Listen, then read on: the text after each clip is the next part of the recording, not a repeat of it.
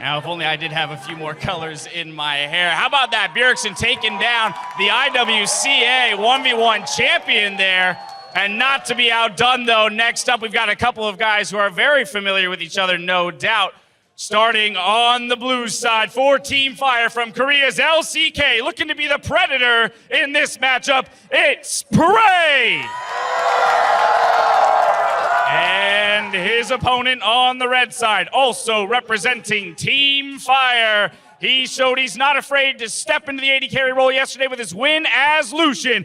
Put your hands together for MadLife! All right, gentlemen, load up and lock in. So PraY and MadLife right here, both are actually on Fire, so we are going to get someone from Fire going through. Already we had Bjergsen as well, so we will get 2 Fire coming through, and with another Ice as well, so 2 of each from both teams. But so far, PraY took down Huni earlier. It was Ezreal and Kalista matchup. Huni went for the all-in. PraY didn't really do too much. And then MadLife as well, the Lucian up against the Monka. Yes, and we are already into picks and bans. So, pretty hype matchup, this one. Oh, it's for all the marbles. Yes. As I said, who carried this lane? Who was the real carry? We are about to find out. Brand will be the first ban from PraY. We've only seen 1 brand so far, but is it very well? It was from Playlove. Kalista will be the ban coming in from MadLife. It was what PraY took against Huni in the last matchup he had. We'll see what the rest will be as we get into this one. But of course, there are big priorities like Caitlyn, like Lucian, Kindred as well. Urgot hasn't seen that much play, but has been banned out a bunch. Yes, it has. Absolutely has. Just because of that passive.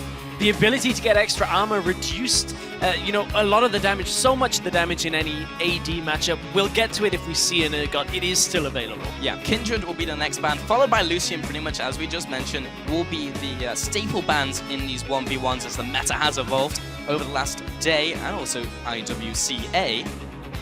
Waiting on that final ban coming in from MadLife. Let's see what he'll bring out here. There was some discussion on whether MadLife or any of the supports will bring out a support pick. Bard is actually very good in the 1v1. Blitz would be sick to watch. Probably not great, Kench in the mid lane. Her fake was playing back in the day. But, the Draven has been locked in. And we look at yesterday, Huni did not let PraY have Draven. And you have to think, MadLife should know. MadLife should know you don't give PraY Draven. Well, maybe it's another bait stress. Maybe just bringing him into the Draven, then dunks him with some other pick. What's it going to be? Kennen, of course, didn't even mention him. He was a major pick so far in these 1v1s. So let's see if he actually locks that in. I'm not going to talk about summon spells just yet, as that can change as we go into game. Also, when you see your opposing pick, you will want to take some time to think about what you want to do in that matchup. Well, it is locked on the Kennen. So, one thing Kennen will have in this matchup is the ability to predict Draven's movement.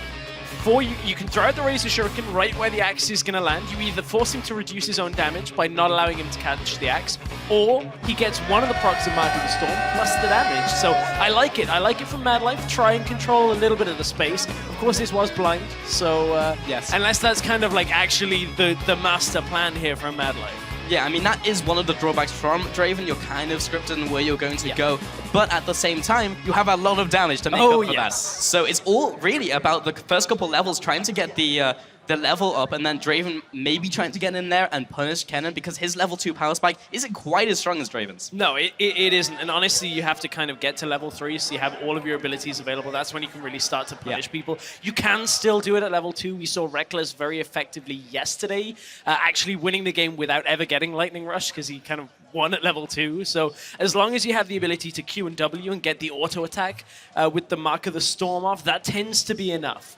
But as soon as you hit level 3, that's really when Kennen gets a little bit easier. Typically against melee matchups, Draven might cause a bit of a problem. It's also the Lightning Rush as well. His E, a lot of people overlook the fact it gives you extra armor and magic resist. And that's actually quite big in 1v1s. It allows you to do this thing called trading, which will win you the game. So getting on to this next one on the Howling Abyss, PraY coming in here up against MadLife. As you mentioned, Stress, who was the real carry? We're about to find out in this 1v1. And so far, MadLife just kind of chilling out of base, just deciding what he wants to buy. And PraY is actually respecting this. PraY was ever so slightly behind the curve on that. and doesn't actually punish MadLife for The this. ultimate mind game is like, Also- oh, I didn't realize the game was started. Also, MadLife is running AP here. He is not running full AD, or, well, you know, he's going now for that hybrid style where he's going to get AP later but start with the Doran's Blade. We actually used to see this on Canon a lot on Summoner's Rift as well, where you just have such good auto attack trading very early on. So MadLife looking to just get that early push on with the Doran's Blade. That's why we see it.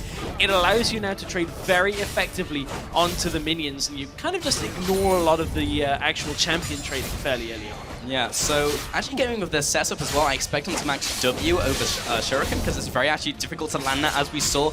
Will be stopped on minions in the same way that Mystic Shot will be in Ezreal. So actually just going for those autos, following up with Electrical Surge will probably be what MadLife is looking for, but PraY manages to get these minions down a little faster than him. MadLife has actually gone for the W first, so is going for what we were just talking about. Ward goes down, cutting the ability for MadLife to put vision. And look at MadLife actually not looking to rush, but he's taking so much damage from it, man. And PraY's going to hit level 2 first, doesn't get the punish off because MadLife already took so much damage from the initial trade from PraY. Right, and this was MadLife realizing he'd already lost that push, so he was conceding so much room just holding the empowered Shuriken as he is now, because he knows he's going to push into turret. The problem is, on this map, the turrets do different amounts of damage. The melee minions will die to 2 turret shots each without an auto attack.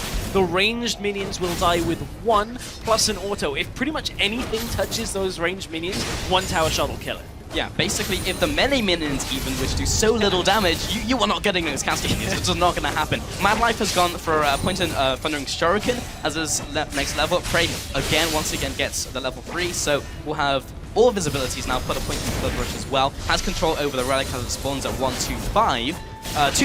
2 minutes 25 rather, and 1:15 is the respawn on that. So PraY will be trying to camp over that when he continues to push up. MadLife finally gets the auto down with the W follow-up, but the only way he's ever going to get the stun is if PraY is out of position for the Thundering Shuriken or is in range for MadLife to go for his E. Oh, this is going horribly wrong for MadLife. He didn't get any of those melee minions there. He's still not 100% on last hitting under the turret. And normally, a couple of CS here and there, you may think, oh, it's not that much of an issue. But look at how many he's losing. Look at the gap that has already opened up. We're only on the 4th wave now, the 5th joining. 22 CS to 12 at this point. MadLife is falling so far behind on the minion game, but he is starting to get some damage onto PraY, but it doesn't do too much this early on. Yeah, right now the win condition has shifted for MadLife from keeping the CS even to maybe looking for an all-in at level 6, trying to burst PraY down for the kill. Oh, this is dangerous here. Oh, MadLife has gone past the minions. Gets the stun down, but he's in range of tower, so he can't really go all-in on PraY.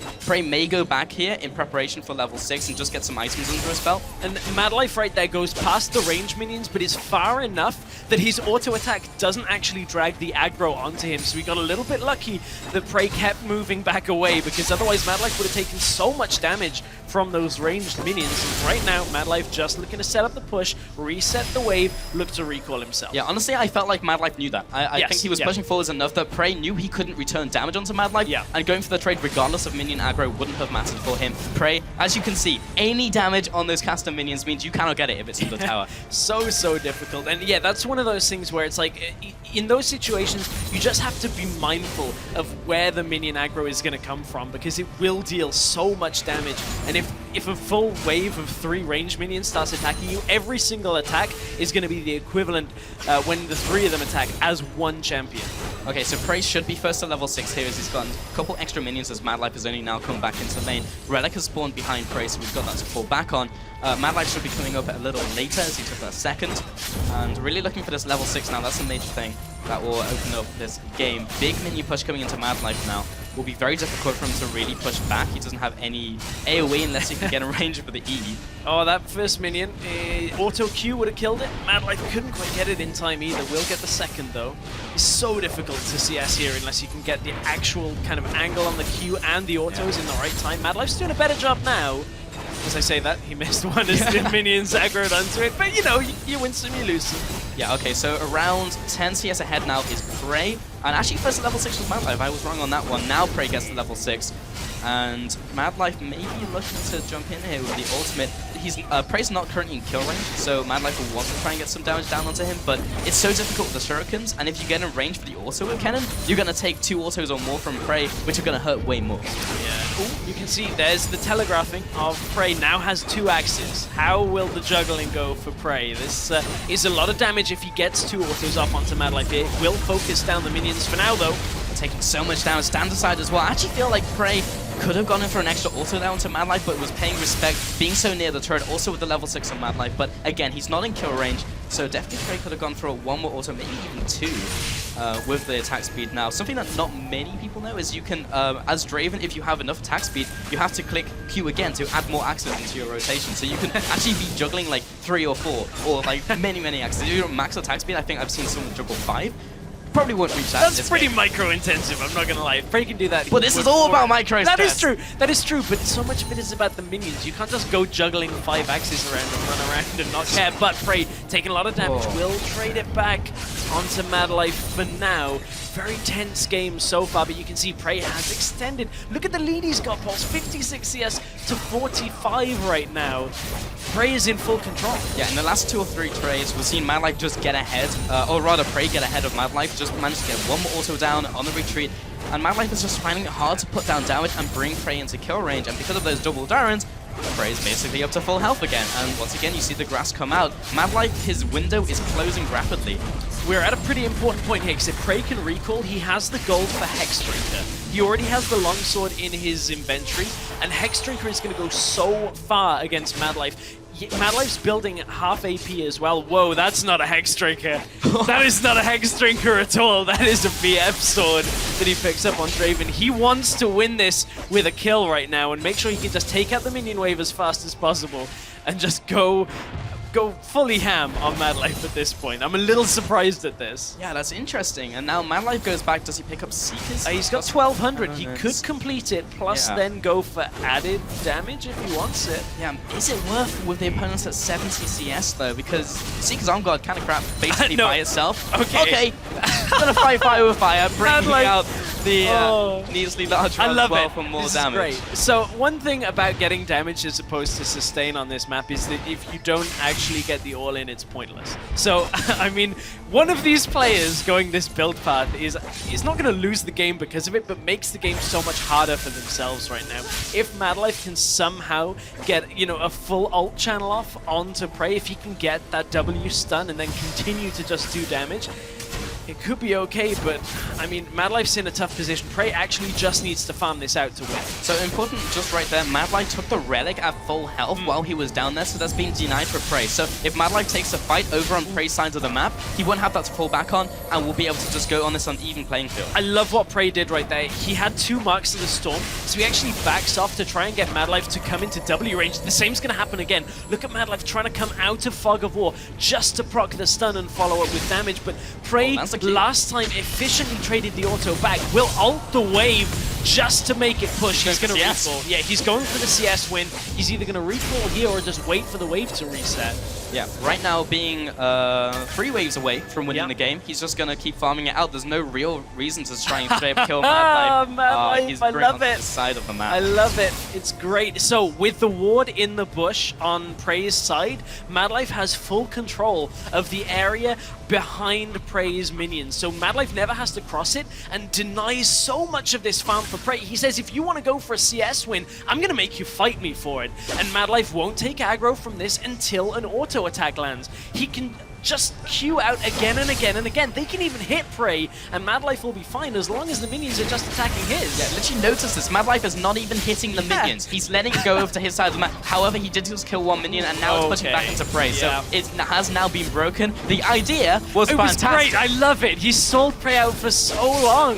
I mean, PraY, as you said, was only, 3-4 waves away from winning this, and MadLife is trying to game the system here. Stop PraY from getting to 100. Unfortunately, PraY is getting there very quickly. He still has a biscuit in his inventory. Here he goes. He has to go for the all-in. He comes down, and MadLife, he's just not in range, and the autos are raining in from PraY. Defensive ultimate comes out, but the exhaust as well. Gets PraY in range, looking for the last auto. MadLife's gonna run away, but even if he goes back here, PraY is gonna be so strong in advantage in the minions. It may just end before MadLife comes back. Yeah, MadLife right now is, one more wave as the wave joins. MadLife can join it and try and force an all-in. He has the ignite, but he stayed in base for so long.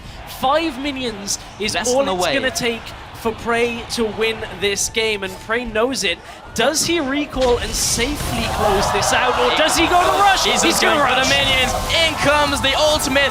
One more minion. There it is, and the win goes to PraY.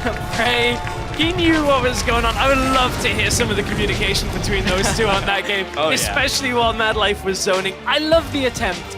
MadLife put up such a good fight, but PraY comes out with the Draven. So much damage to deal with, and MadLife, he gave it a good go. It's so close, just the way that MadLife was playing, but PraY far too good in that kind of situation. Seeing these 1v1s at the highest level was so fun to watch. All the mind games that went into that one. And literally, as you mentioned, just at the end there with MadLife, that he was trying to freeze the minion wave to force PraY to come to him was so good. But in the end, PraY just won out. In the end, PraY just won. He just kind of won. I feel like that happens quite a lot, just in general. It's like, oh, PraY won again. Okay, well, fine. Okay, not a problem.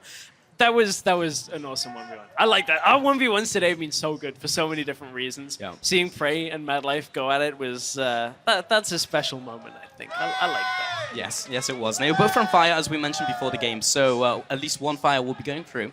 And it should be a 2 out of 2 for both sides. It will. Yeah. The next matchup is guaranteed to be Fire versus Ice, because up next, Rookie and Lex take to the stage, and they are both Team Ice members, and Dash is going to let us know what they're all about.